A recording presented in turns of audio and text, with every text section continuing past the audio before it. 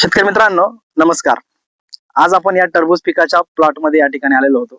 आज जर आपण वातावरण बघितलं तर वातावरणामध्ये मोठ्या प्रमाणावर ढगांची संख्या आपल्याला दिसत आहे. ढगाळ वातावरण झाल्या कारणानं आपल्या अशा प्रकारच्या वेलवर्गीय पिकांमध्ये मोठ्या प्रमाणावर मर असेल, जीवाणूजन्य करप्याचा प्रादुर्भाव असेल किंवा भुरी सारख्या रोगांचा प्रादुर्भाव आपल्याला या टरबूज सारख्या पिकांमध्ये आपल्याला त्या ठिकाणी जाणवत असतो. म्हणूनच अशा खराब वातावरणामध्ये सोबतच आपण जर बघितलं तर थ्रिप्स असेल किंवा जी काही रस शोषक किडे असतील, या रस शोषक किडींचा सुद्धा प्रादुर्भाव आपल्याला या टरबूज सारख्या पिकांमध्ये अशा खराब वातावरणामध्ये त्या ठिकाणी जाणवत असतो. म्हणूनच मित्रांनो, अशा वेळेस आपल्याला टरबूज पिकासाठी फवारणी घेणं आणि ती पण प्रतिबंधात्मक फवारणी घेणं हे अत्यंत महत्वाचं आहे. आता ही फवारणी कुठली घ्यायची मित्रांनो? जर आता आपण जर बघितलं तर ह्या पिकामध्ये आताची जर अवस्था जर आपण बघितली, जवळपास 3-3, 4-4 फुलं त्या ठिकाणी लागलेले आपल्याला दिसत आहेत आणि काही ठिकाणी सेटिंग पण झालेले आहे.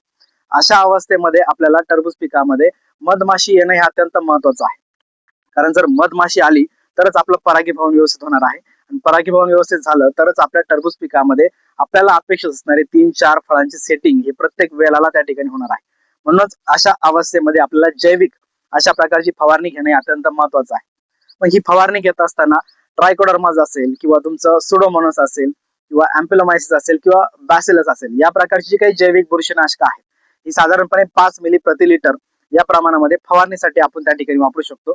शिवाय ड्रिपच्या माध्यमातून या औषधांची ड्रेंचिंग सुद्धा आपण त्या ठिकाणी करू शकतो, जेणे रस शोषक किडींमुळे आपल्या टरबूज पिकामध्ये मोठ्या प्रमाणावर त्या ठिकाणी व्हायरसचा प्रादुर्भाव त्या ठिकाणी दिसतो. मग अशा वेळेस सुद्धा आपल्याला त्या ठिकाणी जैविक अशा प्रकारचं कीटकनाशक घेणं अत्यंत गरजेचं आहे.